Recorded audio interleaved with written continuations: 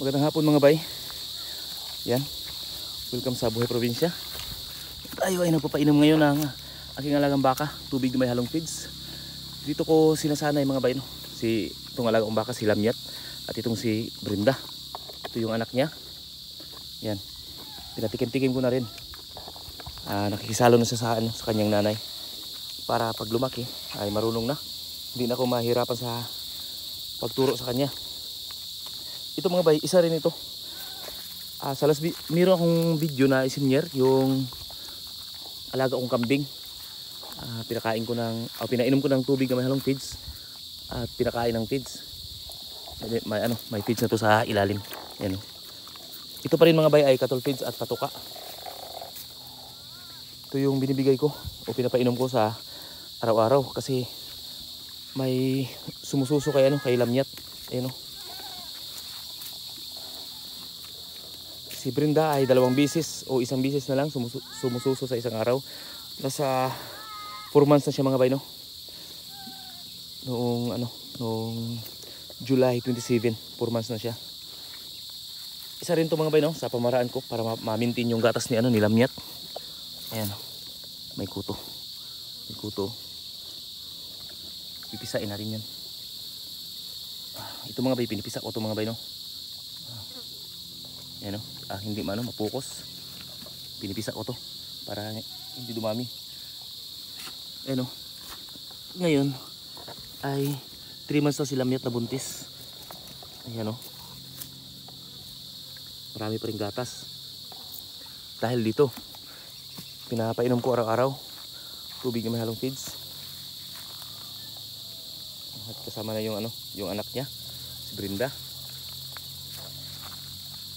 Oras ngayon mga bay ay mag-alas 3 na. Medyo natagalan kasi ako doon sa aming backyard poultry.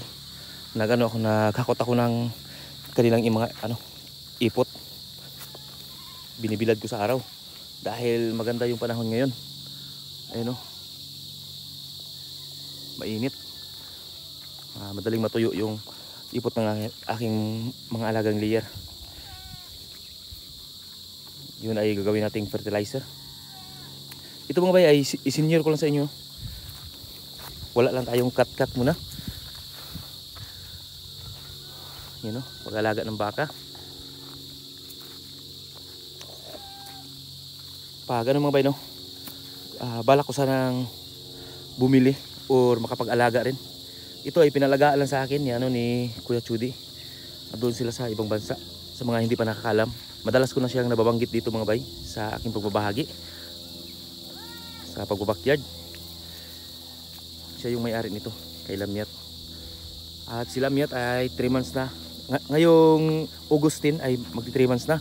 Sabi ng nag-iay sa kanya ay pupunta siya dito at tawag dito sa amin ay kuuton.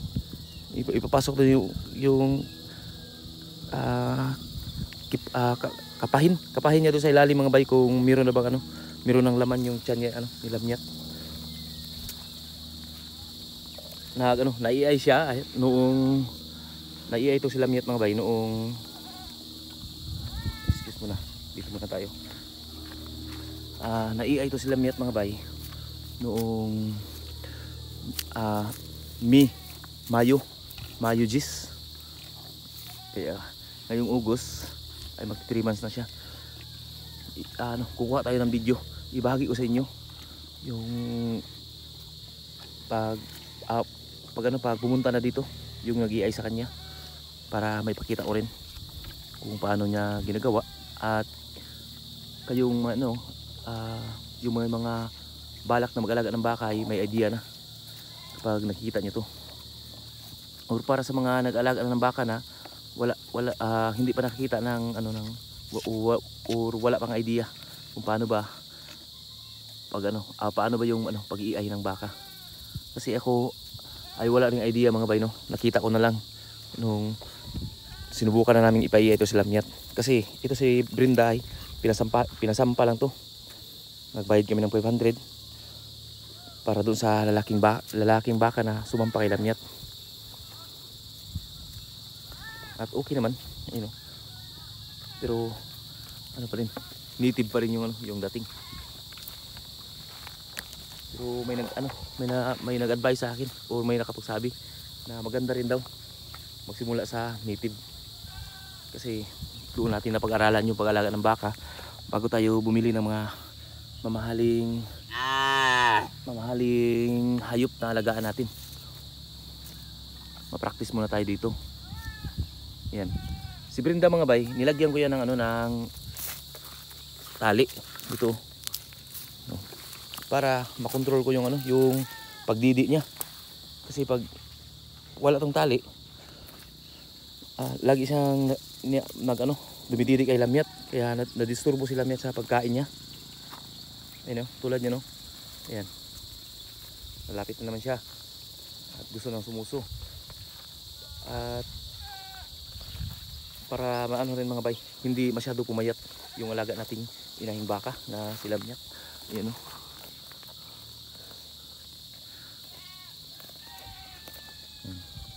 Ito si Brenda, kaninang umaga pinainom ko to.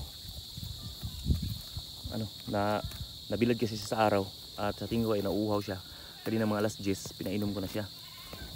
At si lamyat din, binigyan ko ng tubig na may halong asin kanina. At ngayong hapon, ayan na, tubig na may halong feeds.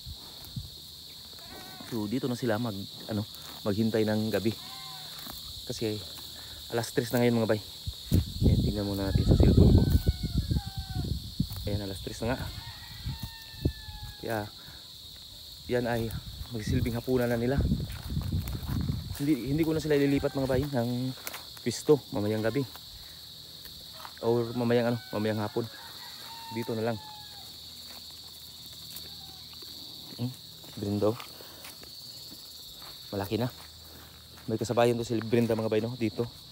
Sabi ng may-ari, nung kasabayan ni Brenda, kapitbahay lang namin dito. Doon banda yung kanila.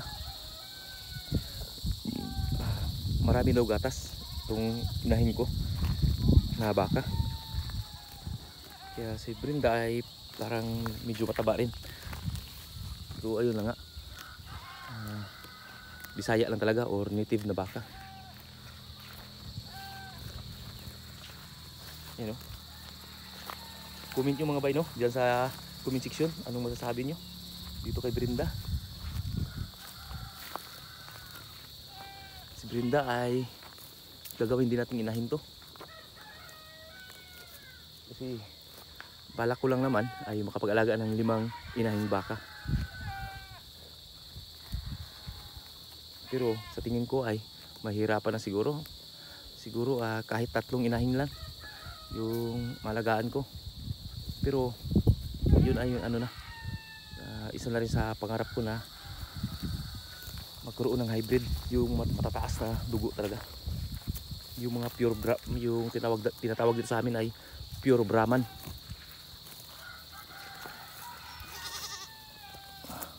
Pero okay rin naman kahit may lahi lang.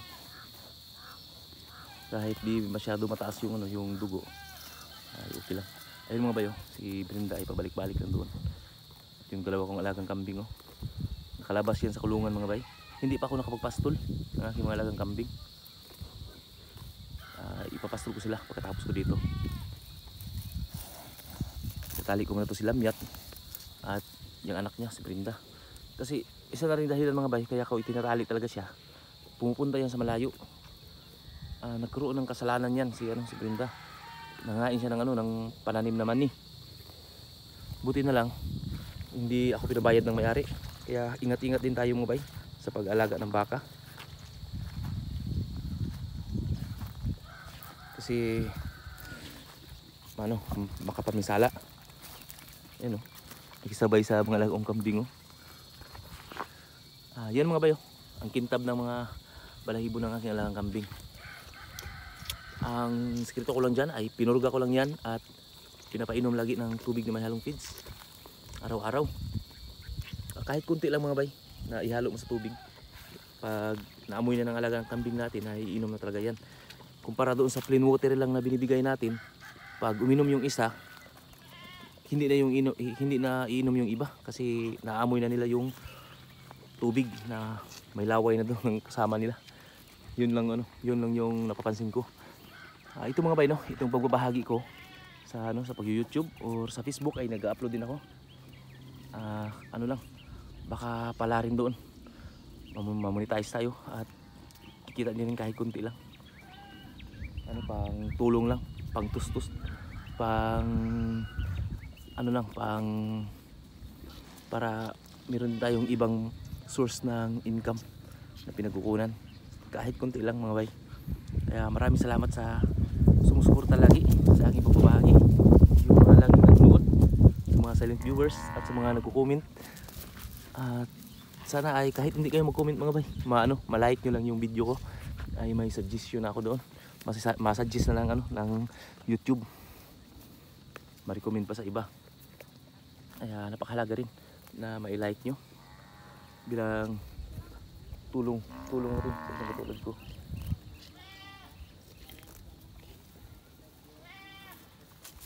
So ayan, bumalik sila Myat. Kaibigan na yan sila mga bay. Kasi madalas na yan na yung naksanayan nila. Nakisalo yung alaga kong kambing sa alaga kong baka. Pero yung alaga kong baka ay hindi sila pwede makisalo sa alaga kong kambing kasi iba yung timpla.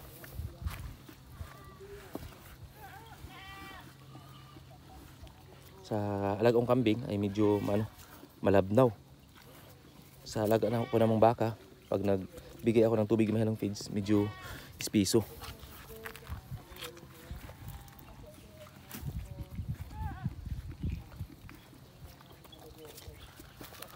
So ayun na muna mga bay, no? Hanggang dito lang muna ang video ito. Hindi ko na lang ito puputulin para wala na akong i-edit. Diretso na. Maraming salamat pa rin sa mga laging nanonood. At sana ay mabigyan mo ng like itong aking pagbabahagi. Kunting kaalaman lang naman ito mga bay. Base lang sa sa aking karanasan dito at naging experience. Ayun, inuubos pa nila Myat. So okay na yan mga bay, itatali ko na ito sila. Ulitin ko, maraming salamat po sa inyong panonood. Please like at sana ma-share mo rin kahit okay na yun mga bay. Kahit like lang, wag nyo lang i-share. Maraming salamat.